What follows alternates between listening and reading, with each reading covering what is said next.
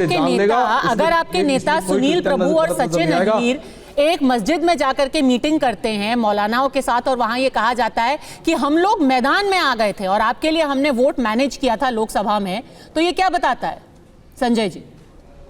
आपके नेता जा रहे हैं मस्जिदों में मीटिंग करने के लिए।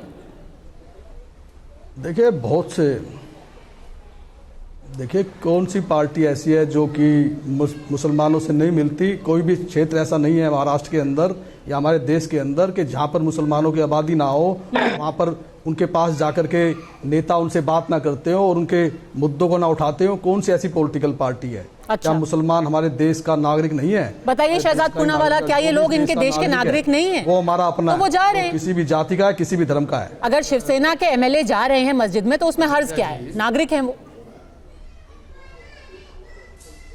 पद्मजा जी, क्योंकि मैं थोड़ा देर से जुड़ा हूं, मेरी केवल इतनी सी इल्तिजा है कि मेरे बीच में डिस्टर्ब ना करें। मैं थोड़ा देर से जुड़ा हूं। देखिए ऐसा है, किसी को कोई आपत्ति नहीं है। हम सिर्फ इतना कह रहे हैं कि ऐसा सियासी धर्मांतरण कि जो हिंदुत्व का शेर कहता था अपने आप को, अब वो सेकुलरिज्म की भीगी बिल्ली बन चुका है। अरे भाई, आपके साथ कौन है? वो समाजवादी पार्टी जिसके रईस शेख एक एमएलए कहते हैं मुस्लिम फर्स्ट मैनिफेस्टो होना चाहिए, 10,000 करोड़ पहले मुसलमानों के लिए आवंटित होने चाहिए, मुस्लिम आरक्षण होना चाहिए। बाला साहेब ठाकरे जी क्या कहते थे? एक समय पर तो बाला साहेब ठाकरे जी ने 2015 में और उससे पहले शिवसेना ने तो मुस्लिम वोट खत्म कर दो, मुस्लिमों को वोट का अधिकार ना मिले। ये ऑफिशियल स्टैंड है शिवसेना का। ये ऑफिशियल स्टैंड है कि हमने बाबरी को लात मारकर गिराई 17 मिनट में। वहां से आज कहां पर आकर खड़े हैं जो लोग वोट जिहाद की बात करते हैं। और हम तो कहते हैं कि अगर वोट जिहाद आपके लिए सेकुलर है, अगर मुसलमान एक हो जाओ और हमें वोट दो, सेकुलर है। अगर अबू आजमी जो याकूब मेमन की पैरवी करता है वो सेकुलर है, तो बटोगे तो कटोगे कम्युनल क्यों हो जाता है? जब हम कहते हैं भारत के लोग बटो मत, बटोगे तो कटोगे, एक रहोगे तो सेफ रहोगे, तो उसको सांप्रदायिक कहते हैं। परंतु वो वही लोग हैं जो कहते हैं कि मठाधीश बांटेंगे और काटेंगे। वो वही लोग हैं जो कहते हैं राम मंदिर प्राण प्रतिष्ठा नाच गाना है। वो वही लोग हैं जो कहते हैं कि द्वारका में नाच गाना हो रहा था। वो कहते हैं देवता भगवान ने, मैं कहता हूं, अगर चुनौती देता हूं, मठाधीश को माफिया कहा अखिलेश यादव ने। कांग्रेस की हैसियत है, अखिलेश जी की हैसियत है कि मौलवी को कह दे। और उद्धव ठाकरे जी के प्रवक्ता बैठे संजय गुप्ता जी, मठाधीश को माफिया बोला। शक्ति के खिलाफ हमारी लड़ाई है, प्राण प्रतिष्ठा नाच गाना। एक बार आप हज के खिलाफ बोल के दिखाते। अब मैं राजनीतिक धर्मांतरण बोल रहे हैं आपको। एक बार मैं अब इसका जवाब देता हूं आपको। देखिए शहजाद पूनेवाला जी ने जो भी आरोप लगाए, जो भी बातें कही, उसमें से एक भी वक्तव्य हमारी पॉलिटिकल पार्टी का नहीं है। ये वक्तव्य समाजवादी पार्टी का है या किसी और पार्टी का या किसी और पार्टी का है।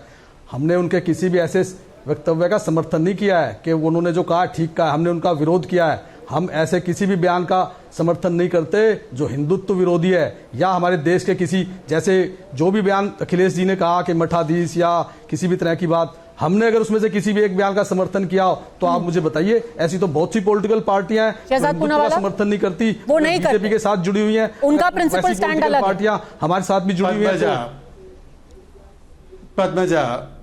पद्मजा, जैसे आपके पास नवाब मलिक है, आप उनका समर्थन नहीं करते, एनसीपी के टिकट पर लड़ रहे हैं, वैसे कि वो अखिलेश जी के बयान का समर्थन नहीं करते। आता हूं पद्मजा जी, मैं आपको वादा देता हूं 25 सेकंड में नवाब मलिक के विषय पर भी आऊंगा, पर पहले उससे पहले संजय जी का जवाब।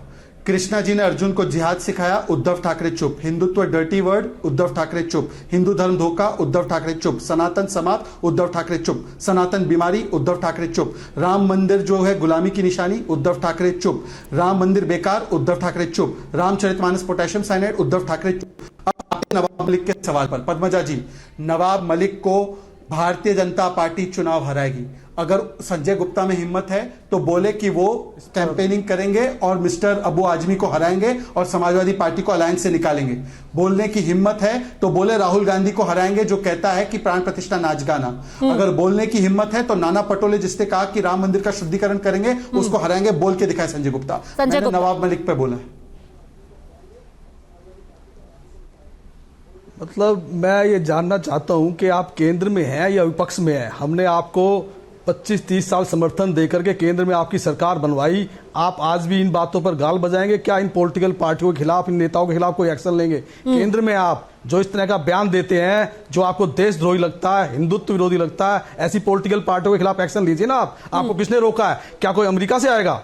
क्या कोई पाकिस्तान से आएगा, क्या कोई इंग्लैंड से आएगा? इसी देश की सरकार तो करेगी। हमने अपना समर्थन देकर के आज आपको वटवृक्ष बनाया, इस देश के अंदर प्रधानमंत्री बनवाया आपका, इस देश में सरकार बनवाई आपकी। जितना बड़ा त्याग हमने किया हिंदुत्व के लिए, इतना बड़ा त्याग तो इस देश का दुनिया में किसी पॉलिटिकल पार्टी ने नहीं किया। और आज आप सरकार में होने के बावजूद भी हमें सुनाते हैं कि देखो वो क्या कह रहा है, कि देखो ये क्या कह रहा है। पार्टी जो आप ही के डीएनए से निकली है, यानी कि मन से।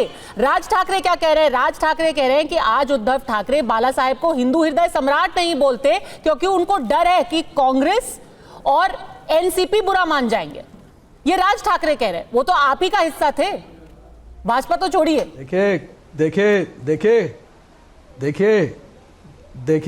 देखिए कांग्रेस के किसी भी ऐसे बयान का हमने या किसी भी ऐसे विचार का समर्थन नहीं किया जो कि हिंदुत्व विरोधी है। चाहे वो श्री राम मंदिर का मुद्दा हो, चाहे वो गलवान घाटी में जब चीन और भारत की सेना आमने सामने थी इसका मुद्दा हो, चाहे वो धारा 370 का मुद्दा हो, चाहे सीए का मुद्दा हो, चाहे वो वीर सावरकर का मुद्दा हो, नहीं, वो हर तो मुद्दे पर हमने कांग्रेस का विरोध किया।